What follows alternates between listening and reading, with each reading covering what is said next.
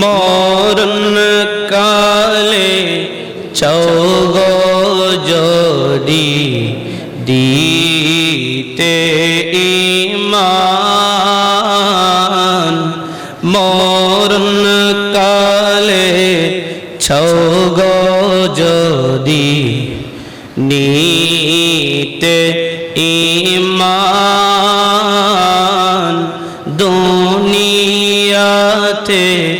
লিখে নিও নবীর গোলামিতে নাম, নবীর গোলামিতে নাম, নবীর গোলামিতে নাম, নবীর গোলামিতে নাম,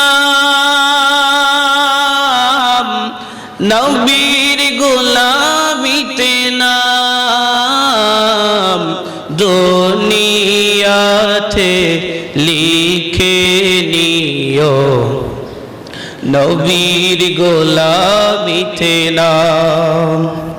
টাকা পয়সা দালান কোঠা রাজা মন্ত্রী গিরি সবই ছেড়ে কবর দেশে দিতে হবে পারি। ঠিক কিনা বলুন?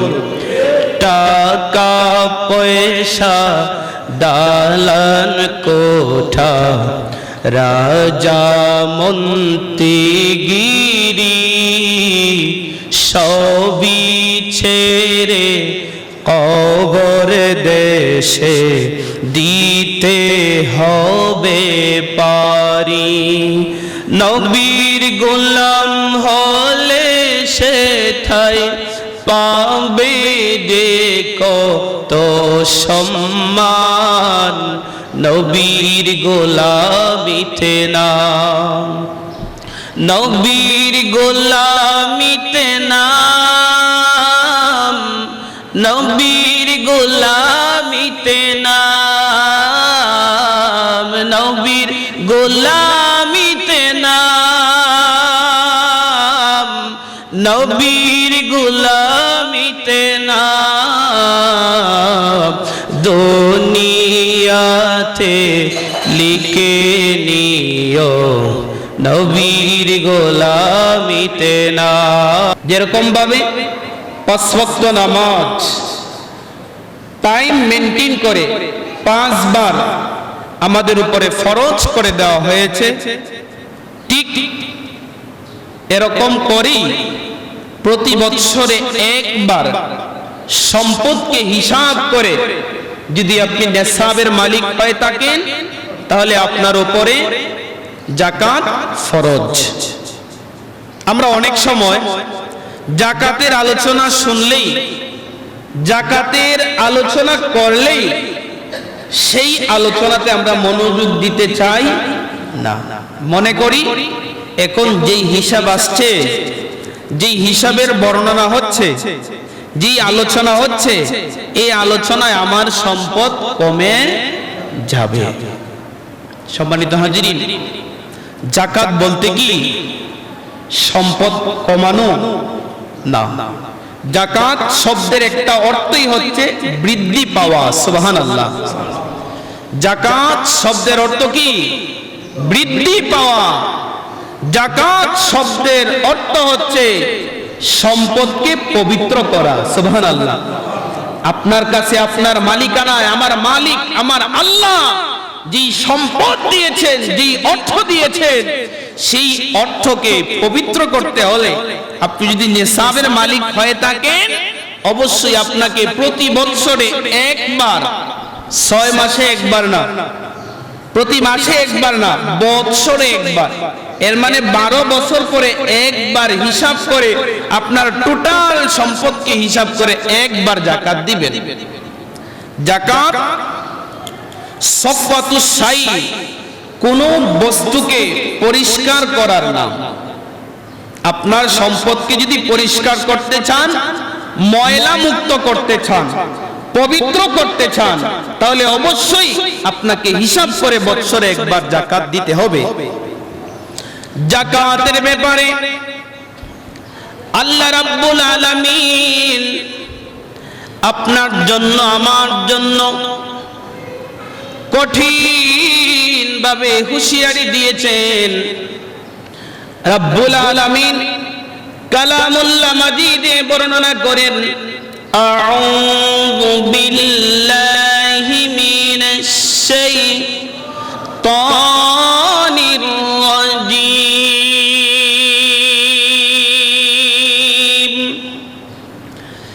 বিসমিল্লাহির রাহমানির রাহিম,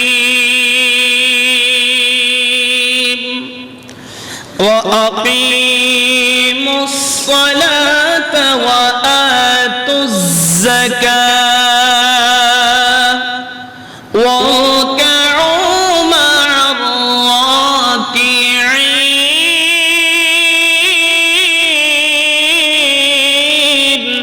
আল্লাহু আকবার বলি।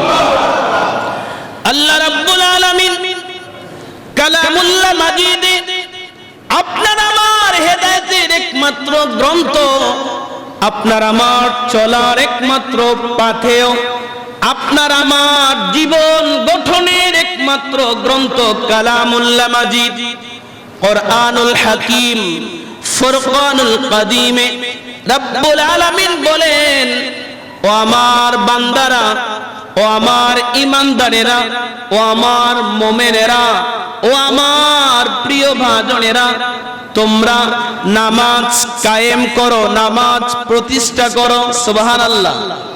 নামাজ প্রতিষ্ঠা বলতে কি? নামাজ কায়েম বলতে কি? নামাজ কায়েম হচ্ছে, কায়েম বিষয়টাকে আগে বলি। কায়েম দায়েম হচ্ছে এমন একটা ব্যাপার, যেমন মনে করে আমরা সবাই এই মসজিদে আসি, সবাই পাঞ্জাবি পরে আছে, সবাই কোনো না কোনো পোশাক পরিধান করে মসজিদে বসে আছে। যদি এই মুহূর্তে একটা মানুষ পোশাক ছাড়া মসজিদে আসে, পোশাক বিহীন মসজিদে আসে, তাহলে আমরা তাকে মসজিদে ঢুকতে দেব না।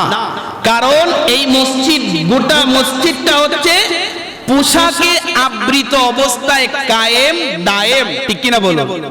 এই মসজিদে আসতে গেলে মসজিদের লেবাস আছে না নাই? কারণ আমাদের উদ্দেশ্য হচ্ছে মসজিদে আসছি নামাজ পড়বো, নামাজের জন্য নির্ধারিত পোশাক আছে না নাই? এই জন্য আমরা পোশাক ছাড়া যদি কোনো মানুষ আসে, তাহলে এখানে আমরা তাকে এলাও করব না। ঠিক নামাজটা এমন, আপনার ঘরে, আপনার সমাজে, আপনার এলাকায় নামাজটাকে এমন ভাবে প্রতিষ্ঠা করতে হবে যেন কোনো মানুষ বেনামাজি না থাকে। যখন কোনো জায়গায়, কোনো এলাকায়, কোনো পরিবারে, আপনার পরিবারের সকল সদস্য বালেগ বালেগা সবাই যদি নামাজি হয়ে থাকে, তাহলে আপনি আপনার ঘরে, আপনার ফ্যামিলিতে আপনি নামাজ প্রতিষ্ঠা করতে পারলেন। আপনার ঘরে নামাজ কায়েম। আপনার সমাজে সবাই যদি নামাজি হয়ে থাকে, তাহলে আপনার সমাজে, আপনার এলাকায় নামাজটা কি কায়েম। আল্লাহ বলছেন, ওয়া আকিমুস সালাহ, তোমরা নামাজ কায়েম করো। নামাজ পড়ো না, শুধু নিজে নিজে পড়ো না, নিজে পড়লে শেষ। নামাজটা এরকম না। আপনার বালেগ ছেলে হলে, আপনার বালেগা মেয়ে হলে, আপনার স্ত্রী থাকলে, আপনার বোন থাকলে, আপনার ভাই থাকলে, আপনার অধীনস্থ ছেলে মেয়ে থাকলে, তাদেরকেও নামাজে নিয়ে আসতে হবে, তাদেরকেও নামাজ পড়াতে হবে। এটা হচ্ছে নামাজ কায়েম। আল্লাহ বলছেন নামাজ কায়েমের কথা, শুধু নিজে নিজে পড়ার কথা আল্লাহ বলেন নাই। এরপরে বলতেছেন, ওয়া আতুজ যাকাত, আর অবশ্যই অবশ্যই তোমরা যারা নেসাবের মালিক, আমি যাদেরকে সম্পদ দিয়েছি, আমি আল্লাহ যাদেরকে অর্থ দিয়েছি, আমি আল্লাহ যাদেরকে বিত্তশালী বানিয়েছি, অবশ্যই তারা বছরে একবার হিসাব করে যাকাত দিতে হবে। এরপরে আল্লাহ বলছেন, ওয়ারকাউ মা'আর রাকিঈন, তোমরা রুকুকারীদের সাথে রুকু করো। এই যে আমরা জামাতে কাতার বদ্ধ হয়ে নামাজ পড়ার জন্য আসছি, একসাথে রুকু করব, একসাথে সিজদা করব, এটা আল্লাহ পাকের একটা বিধান, একটা ফরমান, সেটাকে আমরা আদায় করার লক্ষ্যেই আজকে এই মসজিদে এসেছি, ঠিক কিনা বলুন? আল্লাহ রাব্বুল আলামিন বলেন, والذين يكنزون الذهب والفضة ولا ينفقونها في سبيل الله فبشرهم بعذاب أليم। আল্লাহ হুঁশিয়ার করে দিচ্ছেন, আল্লাহর গোলামদেরকে, পৃথিবীবাসীদেরকে আল্লাহ রাব্বুল আলামিন হুঁশিয়ার করে দিচ্ছেন, যারা সম্পদকে গণমত করে, সম্পদকে জমা করে, স্বর্ণ জমা করে, রূপ্য জমা করে, শুধু জমাই করে ব্যাংক ব্যালেন্স করে, অট্টালিকা করে, শুধু নিজের জন্য শুধু জমার উপরে জমা করে, বৎসরে হিসাব করে যাকাত দেয় না। রাব্বুল আলামিন আল্লাহর হাবিব নবীজি মুহাম্মদ সাল্লাল্লাহু আলাইহি ওয়াসাল্লামকে বলেন, আপনি তাদেরকে ফাবাশশিরহুম, তাদেরকে সুসংবাদ দিন। কি দিন? কিসের সুসংবাদ? কঠিন আযাবের সুসংবাদ। নাউযুবিল্লাহ। আচ্ছা, এটা সুসংবাদ না দুঃসংবাদ? আল্লাহ রহস্য করে বলেছেন, হাবিব আপনি তাদেরকে সুসংবাদ দিন, যারা কি করে? সম্পদকে শুধু জমা করে, আমার রাস্তায় দান করে না, যাকাত দেয় না, নেশাবের মালিক, অথচ সে হিসাব করে প্রতি বৎসরে তার উপরে যাকাত ফরজ, কিন্তু সে যাকাত দেয় না। আপনি তাদেরকে সুসংবাদ দিন, তাদেরকে বলে দিন, তারা যেন ভুলে না যায় এই সম্পদ দিয়েছি আমি আল্লাহ, এই সম্পদ নেওয়ার মালিক আমি আল্লাহ, এই সম্পদ দেওয়ার মালিক আমি আল্লাহ, আমাকে বলে গিয়েছে। তাদেরকে সুসংবাদ দিন, তাদেরকে সুসংবাদ দিন, তাদের জন্য অপেক্ষা করছে যন্ত্রণাদায়ক কঠিন শাস্তি, ঠিক কিনা বলো? আর যদি আপনি আমি, তাহলে আমাদের জন্য আল্লাহ পাকের পক্ষ থেকে সুসংবাদ আছে, সত্যিকারের সুসংবাদ। সেই সুসংবাদটা কি? قد أفلح المؤمنون الذين هم في صلاتهم خاشعون।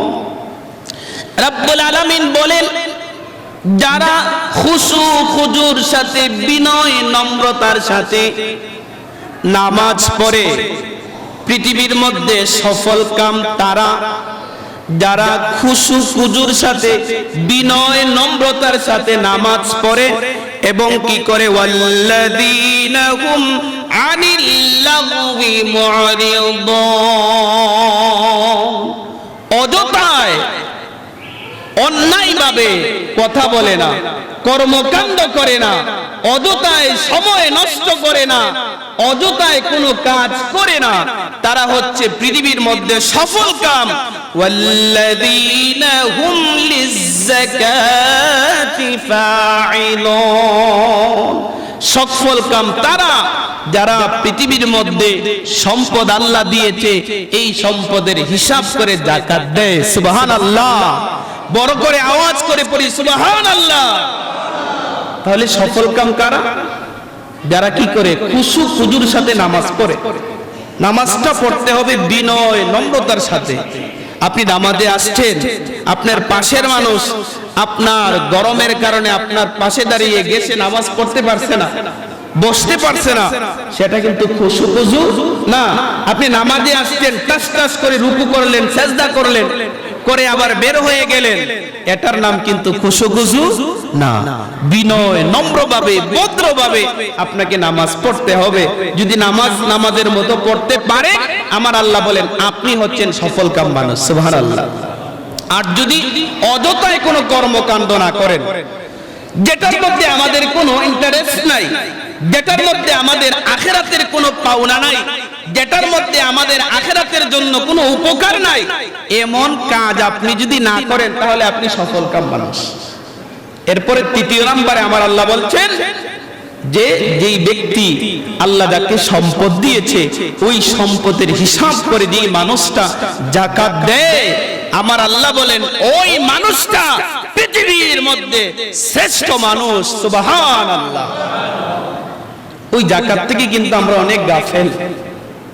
যাকাতের হিসাব আপনাকে আমাকে করতেই হবে, কারণ রাসূল পাক সাল্লাল্লাহু আলাইহি ওয়াসাল্লাম হাদিসের মধ্যে বর্ণনা করেছেন যে আপনি যদি যাকাত না দেন, আপনি যেই সম্পদের মালিক এই সম্পদটাকে হিসাব করে যদি যাকাত না দেন, তাহলে টোটাল আপনার সম্পদ, আপনি তো মনে করতেছেন যে আপনি আপনার ছেলে মেয়ের জন্য সম্পদটা রেখে যাচ্ছেন, না, ভুল ধারণা।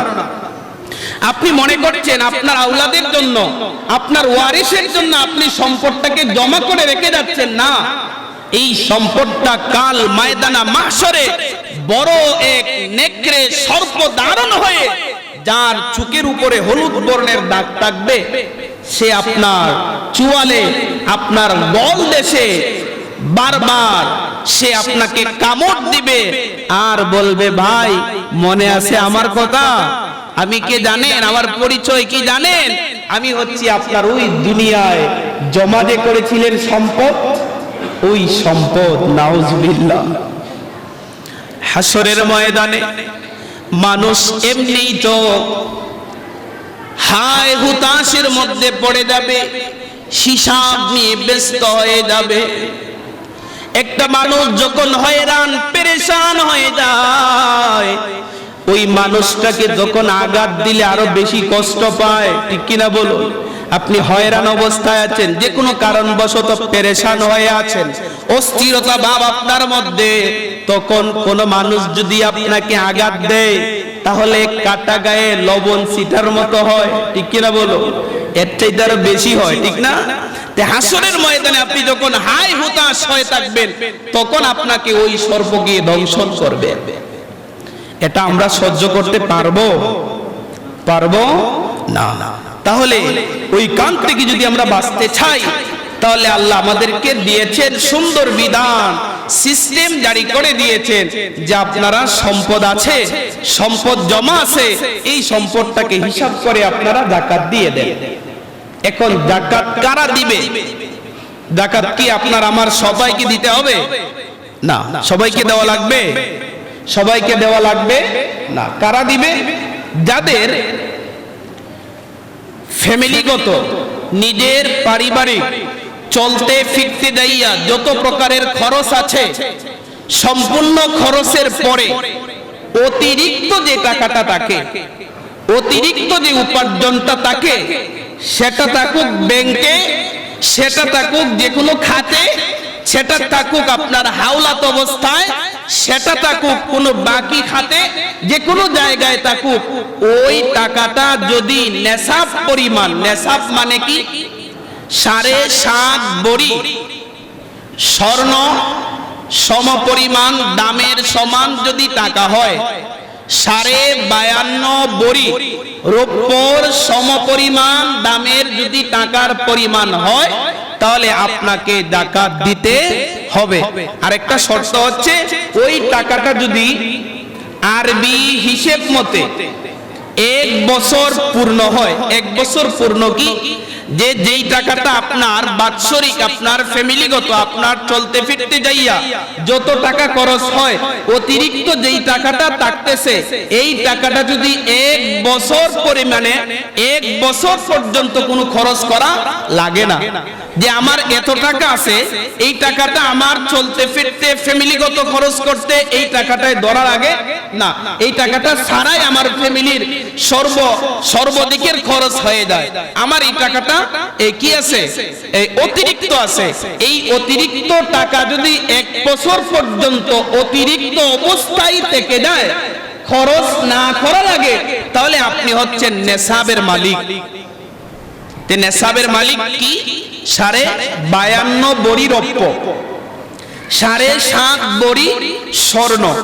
এখন আসুন, একটা হিসাব এখানে আছে যে 7.5 বড়ি স্বর্ণের টাকা তো অনেক টাকা, আর 52.5 বড়ি রূপের টাকা অল্প। তাহলে দুইটা নেশাবের মালিক হয় কিভাবে? দুইজনই কারণ হচ্ছে যখন এই হিসাবটা রাসূলে পাকের জামানায় সাহাবায়ে কেরামদেরকে দিয়েছিলেন, তখন 7.5 বড়ি স্বর্ণের দাম যা ছিল, 52.5 বড়ি রূপের দাম তাওই ছিল। যার কারণে বর্তমানেও আজ পর্যন্ত একটা মানুষ যদি 52.5 বড়ি রৌপ্যের সমপরিমাণ অর্থের মালিক হয়ে থাকেন, ওই টাকাটা যদি 1 বছর পর্যন্ত আপনার খরচের অতিরিক্ত থেকে যায়, তাহলে হ্যাঁ, আপনার উপরই যাকাত ফরজ। আপনার উপরে কি যাকাত ফরজ, আপনাকে যাকাত দিতেই হবে, আপনাকে হিসাব করতে হবে। যাকাতের হিসাবটা কিভাবে করবেন? ধরেন আপনি ব্যবসা করেন, ব্যবসায়িক সরঞ্জাম যা আছে, ব্যবসা করতে যাইয়া ব্যবসা প্রতিষ্ঠানে ধরেন একটা ফ্যান আছে, এই ফ্যানের হিসাব করা লাগবে না। ব্যবসা প্রতিষ্ঠানে এসি আছে, এসির হিসাব করা লাগবে না। ব্যবসা প্রতিষ্ঠানে আপনার এই ফ্রিজ আছে, ফ্রিজের হিসাব করা লাগবে না। ফার্নিচার আছে, আপনার ডেকোরেশন আছে, এগুলার হিসাব করা লাগবে না। এগুলা ছাড়া অতিরিক্ত ব্যবসায়ী পণ্য যা আছে, তা সম্পূর্ণ টোটাল ব্যবসায়ী পণ্য এক এক করে কি কি আপনার ব্যবসায়ী পণ্য আছে, পুরোটা একটা লিস্ট করা লাগবে। আপনি কার কার কাছে টাকা পান, পাও না, আপনি মহাজন হিসেবে আপনার কাছ থেকে পণ্য নিয়েছে ছোট ছোট ব্যবসায়ীরা, তাদের কাছে আপনি কত টাকা পান, এই টাকা সহ আপনার পকেটে কত টাকা আছে, এই টাকা সহ আপনি হাওলাত দিয়েছিলেন কোন মানুষকে, এই টাকা সহ আপনার ব্যাংকে কত টাকা আছে, এই টাকা সহ টোটাল টাকাকে হিসাব করে এই সম্পূর্ণ টাকার 40 ভাগের 1 ভাগ আপনাকে যাকাত হিসেবে আল্লাহর রাস্তায় দিতে হবে। সুবহানাল্লাহ। বৎসরে একবার, তাও 40 ভাগের 1 ভাগ। এর মানে 40 টাকা হলে এর থেকে মাত্র 1 টাকা দিবেন, 100 টাকা হলে এর থেকে 2.5 টাকা দিবেন, ঠিক না? দেখেন হিসাবটা কত সুন্দর। আমরা এটাকে জটিল মনে করছি যে যাকাত দেওয়া লাগবে, যাকাত দিলেই তো সম্পদ কমে যাবে। না, আপনি ভাবছেন সম্পদ কমে যাচ্ছে, আপনি যে যাকাত দিচ্ছেন না হিসাব করে, এর জন্য কিন্তু আপনার এই সম্পদ অপবিত্র হয়ে যাচ্ছে। আর আপনি এই অপবিত্র সম্পদের এই রিজিক খেয়ে আপনি আল্লাহকে যতবার সিজদা দেন, রুকু করেন, আল্লাহর রাস্তায় দান করেন, এই রুকু, এই সিজদা, এই দান আমার আল্লাহর দরবারে কবুল হবে। কি মনে করে? যাকাত দেওয়ার দরকার আছে না নাই? যাকাত দেওয়া লাগবে কি লাগবে না? আপনার ছেলেকে বিদেশে পাঠাবেন, বিদেশে পাঠানোর জন্য বা আপনি হজ করবেন, হজের জন্য ব্যাংকে টাকা রাখছেন, এই সম্পদেরও এই টাকারও কিন্তু হিসাব করে বছর শেষে আপনাকে যাকাত দিতে হবে। যদি আপনার এই ব্যাংকের এই হজ করবেন, হজের টাকাটা যদি এজেন্সিকে দিয়ে দেন, যে হজের জন্য হিসাব করে টাকাটা দিয়ে দিয়েছেন তাদেরকে, এই টাকার যাকাত দেওয়া লাগবে না। এজেন্সিকে দেওয়ার আগ পর্যন্ত এই টাকাটা আপনার, এই টাকাটাকেও হিসাব করে আপনাকে যাকাত দিতে হবে। আর যদি আপনি যাকাত না দেন, মনে রাখবেন কাল কিয়ামতের ময়দানে এই সম্পদ আপনার নেকড়ে সর্প হয়ে আপনাকে বারবার দংশন করবে। এই সর্প তখন বলবে, আল্লাহ এই মানুষটাকে এই পরিমাণের আমার মতো সম্পদ দিয়েছিলেন, ওই মানুষটা হিসাব করে যাকাত দেয় না, আমি আজকে তাকে আপনার জান্নাতে যাইতে দেব না। আপনার সম্পদ তখন আপনার জন্য কালছাপ হয়ে দাঁড়াবে। এখন যাকাত আপনি দিবেন, যাকাত দেওয়ার পরিপূর্ণ ইচ্ছা আপনার আছে, এখন কাকে দিবেন? যাকাতের টাকা মসজিদে দেওয়া যাবে না, মাদ্রাসায় দেওয়া যাবে, ইমাম সাহেবকে দেওয়া যাবে না, মুয়াজ্জিন সাহেবকে দেওয়া যাবে? বলেন না, দেওয়া যাবে? কোন কোন জায়গায় কিন্তু দিয়ে দেয়। যেমন এক জায়গায় আমি এই মসজিদে ছিলাম, তখন এক লোক আইসা বলতেছে যে হুজুর, আমরা তো প্রতি বছরই এই হুজুরকে আমাদের যাকাতের টাকা থেকে কিছু টাকা দেই, এখন আমার ইচ্ছা আপনাকেও কিছু দিব। তা আমি বললাম আপনার জাকাতের পয়সা খেয়ে আমি যদি আপনার সামনে দাঁড়িয়ে আপনার ইমামতি হবে, আপনার ইমামতি করি, তাহলে কি মনে করেন যে আপনার নামাজ হবে? নামাজ হবে না। ভিক্ষুক যারা, অর্থের সংকট যারা, তারা জাকাত নিতে পারবে। আর্থিক সংকটে আছে ইমাম সাহেব, ওনাকে জাকাত দিয়ে চলনসই করে ওনার পিছনে নামাজ পড়লে নামাজ হবে না। আমরা সবাই মিলে যদি একজন ইমাম সাহেব, একজন মুয়াজ্জিন সাহেবের এই হাদিয়া মানসম্মত না দিতে পারি, তাদেরকে যদি জাকাত দিয়ে স্বাবলম্বী করে তাদের পিছনে নামাজ পড়ি, আমরা যতই মুক্তাদি হয়ে ইমাম সাহেবকে ইমাম বানিয়ে ইক্তেদা করি, আমাদের নামাজ হবে না। এখন আসুন কাকে কাকে আপনি জাকাত দিবেন। এক নম্বরে ইন্নামাস সাদাকাতু লিল ফুকারা, এক নম্বরে জাকাত দিবেন যারা ফকির। ফকির কারা? ফকির হচ্ছে তারা যাদের অর্থ প্রয়োজন 100 টাকা, তার চলার জন্য প্রয়োজন 100 টাকা, আছে তার কাছে 80 টাকা, সে কি পরিপূর্ণ চলতে পারে? পারে না। এমন মানুষকে জাকাত দিতে পারবেন। যে পরিপূর্ণ চলনসই না, তাকে জাকাত দিতে পারবেন। দ্বিতীয় নাম্বার হচ্ছে ওয়াল মাসাকিন, যারা নিঃস্ব দরিদ্র, ওই যারা ভিক্ষা করে এরকম মানুষ, তাদেরকে জাকাত দিতে পারবেন। তৃতীয় নাম্বার হচ্ছে ওয়াল আমিলিন, এটা হচ্ছে রাষ্ট্রীয়ভাবে যদি জাকাত এই কালেকশন করা হয়, রাষ্ট্রীয়ভাবে জাকাত কালেকশনের জন্য যাদেরকে দায়িত্ব দেওয়া হয় তাদেরকে জাকাত দেওয়া যায়। এরপরে হচ্ছে ওয়াল মুআল্লাফাতি কুলুবুহুম, এরপরে জাকাত দিতে পারবেন এমন ব্যক্তিকে যে লোকটা বিধর্মী, লোকটাকে মনোরঞ্জন করার জন্য, ইসলামের দিকে আসক্ত করার জন্য, অ্যাট্রাকটিভ করার জন্য লোকটাকে জাকাতের টাকা থেকে জাকাত দিতে পারবেন। এরপরে হচ্ছে অফির রিকাব, আগে ছিল যে গোলাম আদান প্রদান করা হতো, মানুষ বিক্রি করা হতো, কৃতদাস হিসেবে মানুষ কেনা বেচা করা হতো, ওই একটা মানুষ গোলাম থেকে আজাদ পাইতে চায়, আজাদ করার জন্য তাকে জাকাত দেওয়া যাইতো। ওয়াল গারিমিন, ঋণগ্রস্ত মানুষ, যাদের ঋণ আছে, ঋণ দেওয়ার মতো সামর্থ্য নাই, ওই ধরনের মানুষকে ঋণ পরিশোধের জন্য আপনার জাকাত পান থেকে জাকাত দিতে পারবেন।